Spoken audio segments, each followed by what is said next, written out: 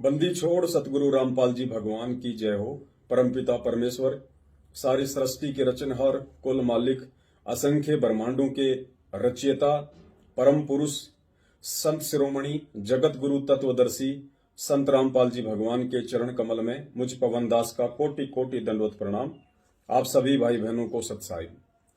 भाई और बहनों, दास के पास में जितने भी फोन कॉल्स आते हैं या शंका समाधान के लिए जो फोन आते हैं, उनमें से ज्यादातर भगत भाई बहनों की एक ही शंका रहती है कि भगत जी मेरा नाम खंड हो गया, मेरा नाम खंड हो गया, नाम शुद्ध कहाँ करवाएं, नाम शुद्ध कैसे करवाएं। और दूसरा, सतलोक आश्रम मैनेजमेंट हरियाणा वालों के जाल से जो आत्माएं बाहर निकलकर साध संगति से जुड़ रही हैं, सत्सेवक बन रहे हैं, उनमें से भी कुछ आत्माओं को कहीं ना कहीं एक चिंता सताई जा रही है कि भगत जी यदि कल को हमारा नाम खंड हो गया तो हम शुद्ध कैसे करवाएंगे, शुद्ध कहां करवाएंगे। तो उन तमाम भगत भाई बहनों के लिए ये छोटा सा वीडियो है। उम्मीद करूंगा आप जी इसको ध्यान से सुनिए और परमपिता परमेश्वर सतगुरु रामपाल जी भगवान का जो सत्संग आपको नाम खंड के विषय में अभी दिखाया जाएगा, सुनाया जाएगा, आप उस पर गहनता से विचार करें। और पुण्यात्माओं, सतलोक प्राप्ति की इस भक्ति में ज्ञान को आधार बना के आप जी भक्ति मार्ग पर चलना शुरू कीजिए ताकि हमारे परमपिता परमेश्वर हमसे प्रसन्न हो सके। पुण्यात्माओं, जब हमें पूज्य गुरुदेव जी प्रथम बार नाम दीक्षा देते हैं तो नाम दीक्षा के साथ में कुछ मर्यादाएं देते हैं, कुछ नियम देते हैं। उन नियमों को यदि हम खंडित कर देते हैं, हम उनको अपनी नालायकी से या नासमझी के चलते तोड़ देते हैं, तो जो नाम हमें परमपिता परमेश्वर जी ने दिया होता है वो नाम अपना काम करना बंद कर देता है। उस नाम से हमें जो सुख और जो लाभ मिलते हैं वो ऑटोमेटिक मिलना बंद हो जाते हैं। ये सतगुरुदेव जी ने इस भक्ति का एक रूल बताया, एक विधान बताया। रही बात नाम खंड को लेके, तो पुण्यात्माओं, हम सारी सृष्टि के रचनहार, कुल मालिक सतगुरु रामपाल जी भगवान के बच्चे हैं। हम किसी छोटे मोटे संत महंत के शिष्य नहीं है। हमें परमेश्वर ने वो अनमोल तत्व ज्ञान दे दिया है। उसके बाद हम आत्माओं को निर्भय हो जाना चाहिए, निडर हो जाना चाहिए, विशेषकर भक्ति मार्ग पे आने वाली समस्याओं और बाधाओं को लेके। तो पुण्यात्माओं, गुरुदेव ने बताया कि नाम खंड कब होता है। आज आपको पूज्य गुरुदेव जी के सत्संग से नाम खंड की पहली पहचान बताई जाएगी कि नाम खंड कब होता है। अगर आपके अंदर वो लक्षण हैं, अगर वो दोष आपके अंदर उत्पन्न हो चुका है पूज्य गुरुदेव जी को लेके या उनके सत्संगों को लेके, तो ये सत्क्रम मान लेना कि आप जी का नाम खंड है। नाम खंड होने का मतलब होता है कि परमात्मा जो आपके हृदय में समाये रहते हैं, नाम दीक्षा लेने के बाद में परमपिता परमेश्वर हमारे पूज्य गुरुदेव जी शब्द रूप में हमारे हृदय में बैठ जाते हैं। यदि आपका नाम खंड हो जाता है तो उस समय वो परमात्मा आपके हृदय से बाहर निकल जाते हैं। तो नाम खंड की जो सबसे पहली पहचान पूज्य गुरुदेव जी ने बताई है वो आप पूज्य गुरुदेव जी के ही सत्संग से सुन लीजिए और उसके बाद आपको ये दृढ़ विश्वास हो जाना चाहिए कि छोटी छोटी बातों पे कभी भी नाम खंड नहीं होता है। छोटी छोटी बातें या जो नियम हमें पूज्य गुरुदेव जी ने बताए हैं उनके टूट जाने से केवल मर्यादा खंडित होती है। नाम इस परमात्मा का खंड नहीं होता है, क्योंकि खुद परमात्मा कहते हैं कि साहिब का नाम अखंड है और सकल सब खंड। परमपिता परमेश्वर सतगुरु रामपाल जी भगवान ने अपने उसी नाम से, अपने उसी शब्द से पूरी सृष्टि की रचना की है। शब्द कभी भी किसी भी देश काल और परिस्थिति में खंड नहीं होता है। तो नाम खंड के भय से आप लोगों को भयभीत नहीं होना चाहिए। मन में ये छोटी छोटी जो शंकाएं हैं, जो खरपतवार हैं, ये आपके अंदर पैदा नहीं होनी चाहिए। हमेशा मर्यादा खंडित होती है। जो नियम हमें गुरुदेव देते हैं उन नियमों के टूट जाने से हमारी मर्यादा खंडित होती है, नाम खंड नहीं होता है। लेकिन उसके बावजूद भी परमात्मा ने नाम खंड की जो सबसे बड़ी और सबसे पहली जो पहचान आप और हमें अपने सत्संगों के माध्यम से बताई है, वो दास आपको पूज्य गुरुदेव जी का सत्संग दिखा के याद दिलाना चाहता है कि नाम खंड की पहली पहचान क्या है। और जो पहली पहचान अब आपको पूज्य गुरुदेव जी बताने जा रहे हैं, यदि आपके अंदर वो दोष पैदा हो चुका है तो आपका नाम खंड है, यानी गुरुदेव आपके हृदय से निकल चुके हैं। तो सबसे पहले नाम खंड की पहली पहचान आप सुन लीजिए और उसके बाद में छोटी छोटी बातों को लेके अपने मन में शंका पैदा ना करें कि मेरा नाम खंड हो गया, मैं तारीख पे नहीं जा गया तो मेरा नाम खंड हो गया, मैं नामदान केंद्र पे नहीं जा पाया तो मेरा नाम खंड हो गया, मैंने मेरे कोऑर्डिनेटर की बात नहीं मानी तो मेरा नाम खंड हो गया, मैंने रक्तदान और देहदान नहीं किया तो मेरा नाम खंड हो गया। पुण्यात्माओं, अंततः आपको यदि सतलोक की प्राप्ति करनी है तो ज्ञान को आधार बनाना ही पड़ेगा। तो सुनिए पूज्य गुरुदेव जी के मुख कमल से कि नाम खंड कब होता है और नाम खंड की सबसे पहली पहचान क्या है।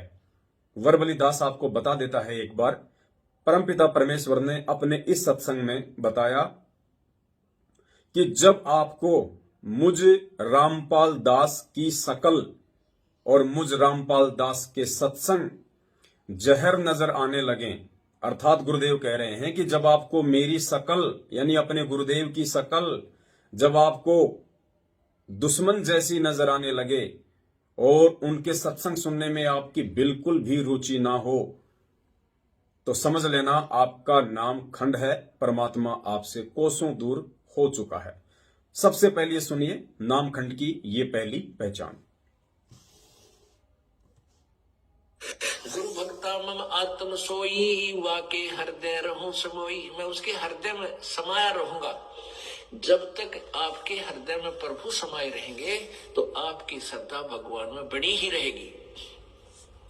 आपके मन में जरा सा भी मैल दास के प्रति आएगा किसी भी पॉइंट से, भगवान वहां से हट जाएगा। जब भगवान का पंजाब से हट गया तो आप नदी को मत सोचोगे, सारी उल्टी भावना बन जाएंगी। आज ये दास आपको अच्छा लगता है, फिर आपको दुश्मन दिखाई देगा, क्योंकि काल प्रवेश कर जाएगा। जब आपका नाम खंड हो जाएगा, ये पहली पहचान होगी, आपकी रुचि नहीं बनेगी इस दास में। उसका तरीका यही है कि फिर आपको ज्ञान है भगवान का, तो फिर सच्चाई पुण्यात्माओं, उम्मीद करता हूं परमपिता परमेश्वर जी के मुख कमल से सुनने के बाद आज के बाद आप इन छोटी छोटी बातों को लेके नाम के ऊपर शंका नहीं करेंगे कि मेरा नाम खंड हो गया, मेरा नाम खंड हो गया, अब मैं क्या करूं, अब मैं कहां जाऊं। कहीं जाने की आवश्यकता नहीं है। आगे अब आपको परमपिता परमेश्वर जी स्वयं ही बताएंगे कि यदि नाम खंड हो जाता है आपका, यदि ऐसी स्थिति आपके साथ पैदा हो चुकी है, किसी भी कारण से आप अपने गुरुदेव से दूर हो चुके हैं, आपके मन में किसी ने अपने पूज्य गुरुदेव जी के प्रति कोई गलत विचार पैदा कर दिए, गलत भावनाएं पैदा कर दी और आपने सत्संग सुनना छोड़ दिए या सत्संगों में आपकी रुचि नहीं बनती है और गुरुदेव आपको दुश्मन जैसे नजर आने लगे हैं, और यदि फिर भी आप पूज्य गुरुदेव जी की भक्ति करना चाहते हैं तो परमात्मा ने उसका फिर एक तरीका बताया कि वो नाम आपका कैसे शुद्ध होगा। वो नाम इन फर्जी नामदान केंद्रों पे जाने से शुद्ध नहीं होगा जो गुरुदेव के जेल जाने के बाद सतलोक आश्रम मैनेजमेंट हरियाणा वालों ने अपने धार्मिक धंधे के विस्तार के लिए खोल रखे हैं। उसके लिए पूज्य गुरुदेव जी क्या बता रहे हैं, दास आपको वर्बली बता देता है, फिर आपको परमात्मा का सत्संग सुनाएंगे। आगे इस वीडियो में परमात्मा बता रहे हैं कि यदि ऐसी स्थिति आपके साथ उत्पन्न हो चुकी है, आपका नाम खंड हो चुका है, तो आप पुनः अपने गुरुदेव के समक्ष जाइए। यानी अगर गुरुदेव आश्रम में हैं तो आप अपने गुरुदेव के पास जाइए, अपने गुरुदेव के चरणों में दंडवत करके बारंबार उनसे विनती कीजिए, अपनी गलती की क्षमा याचना कीजिए। उसके बाद परमात्मा दयालु हैं, वो आपका कनेक्शन फिर से जोड़ देते हैं। कहने का मतलब है पुण्यात्माओं, यदि नाम खंड हो जाता है ऐसी स्थिति में, उसके बाद नाम शुद्ध तभी होगा जब आप गुरुजी के सामने जाके विनती करेंगे। अर्थात आज सतलोक आश्रम मैनेजमेंट हरियाणा वालों ने जो फर्जी नाम दीक्षा केंद्र खोल रखे हैं और जो बात बात पे आपका नाम खंड करवा देते हैं, फिर आप लोगों का नाम शुद्धिकरण करवाते हैं। पुण्यात्माओं, वो नाम शुद्धिकरण का तरीका नहीं है। नाम शुद्धिकरण का सही तरीका पूज्य गुरुदेव जी अब आपको बताएंगे कि यदि आपका नाम खंड हो गया है तो अपने गुरुदेव के समक्ष जाइए और गुरुदेव से विनती कीजिए। यानी गुरुदेव से मिलने के बाद और गुरुदेव से प्रार्थना करने के बाद फिर आपने नाम शुद्ध करवाना है और वही नाम शुद्ध माना जाएगा।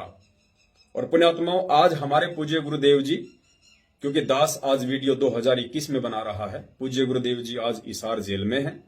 ऐसी स्थिति में आपने क्या करना है, क्योंकि आप जेल नहीं जा पाएंगे, तो ऐसी स्थिति में पुण्यात्माओं ये सत्य भक्ति है। हमारे पूज्य गुरुदेव अंतर्यामी है। हम रोज संध्या आरती पढ़ते हैं कि अंतर्यामी एक आप आत्म के आधार, जो तुम छोड़ो हाथ तो मोहि कौन उतारे पार। हम अपने पूज्य गुरुदेव जी को अंतर्यामी कहते हैं। और अंतर्यामी वो होता है जो हमारे घट के अंदर तक की बात को जानता है। चीटी पायल बाजे पैर, साहिब सुनता है सब लहर। परमात्मा चीटी के पैर के पायल की आवाज भी सुन लेता है, जो आप और हम कान लगाकर ध्यान से सुन भी नहीं सकते। वो अरबों खरबों कोसों दूर बैठा परमेश्वर सुन लेता है, उसी को अंतर्यामी कहते हैं। तो ऐसी स्थिति में आपके पास एक ही तरीका है नाम शुद्धिकरण का।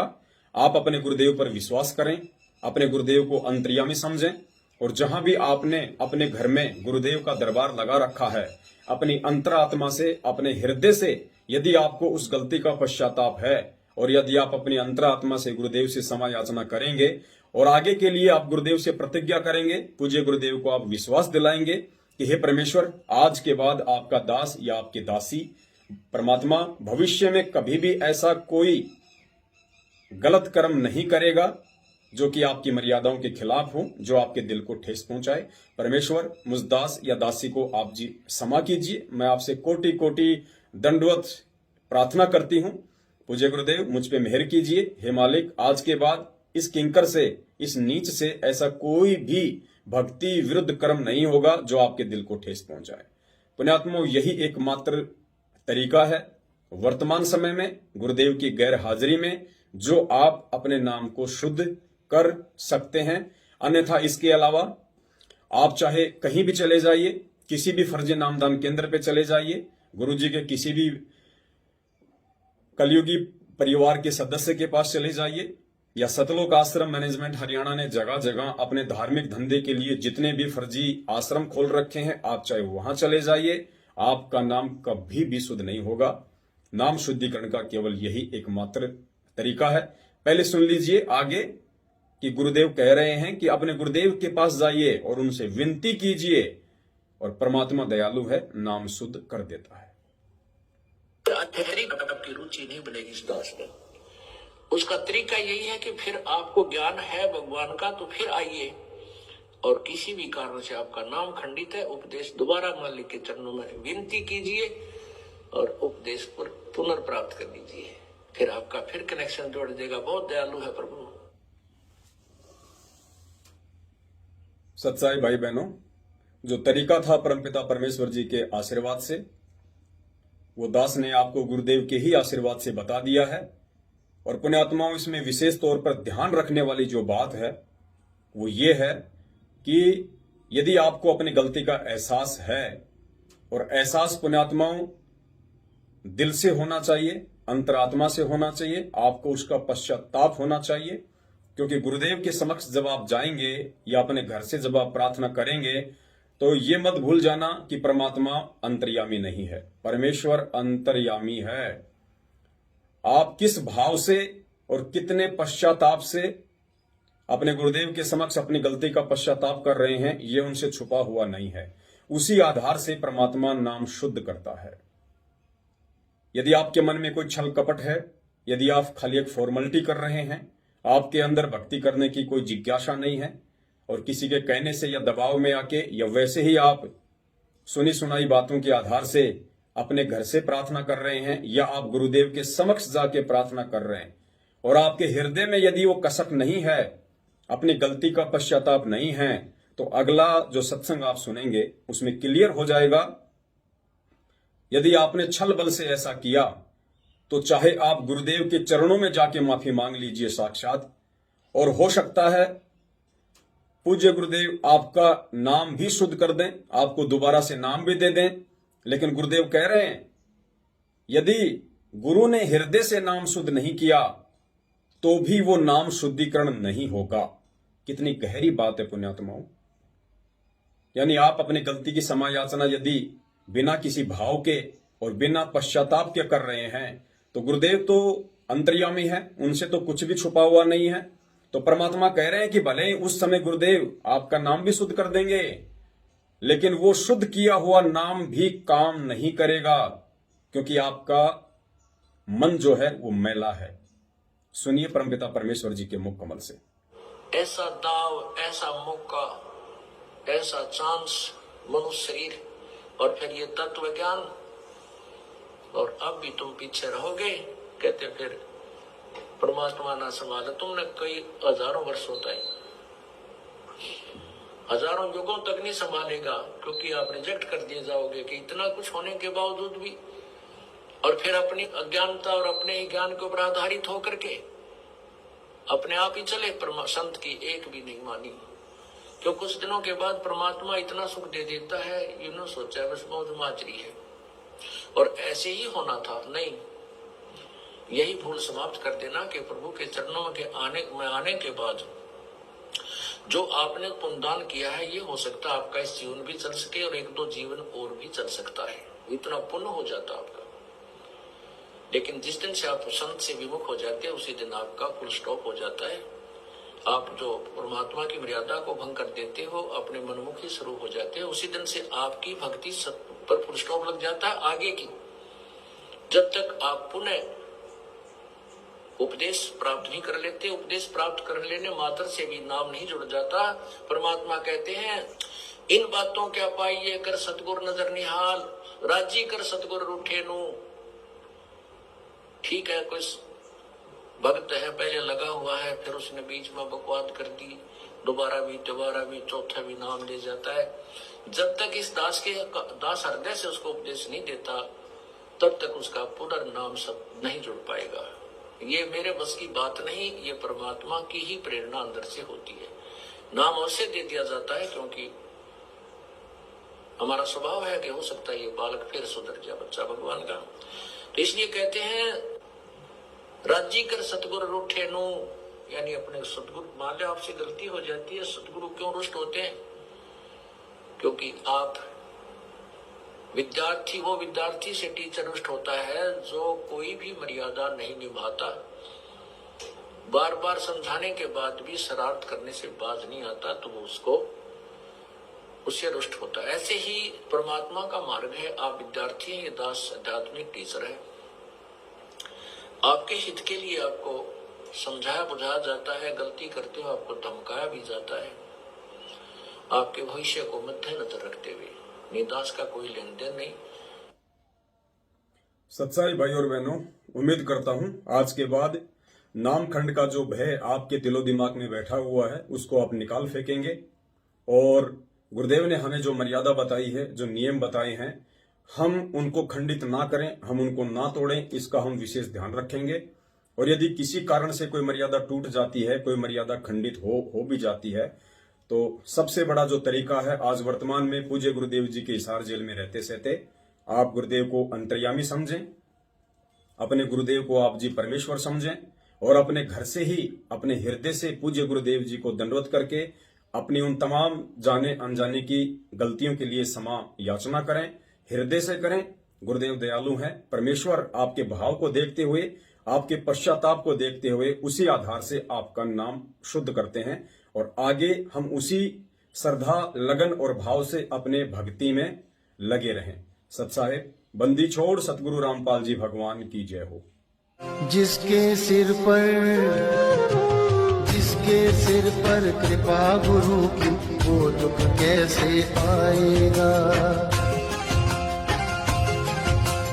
जिसके सिर पर कृपा गुरु की, वो दुख कैसे आएगा। नाम गुरु जी का जप लेगा, नाम गुरु जी का जप लेगा, जीवन सफल बनाएगा। जिसके सिर पर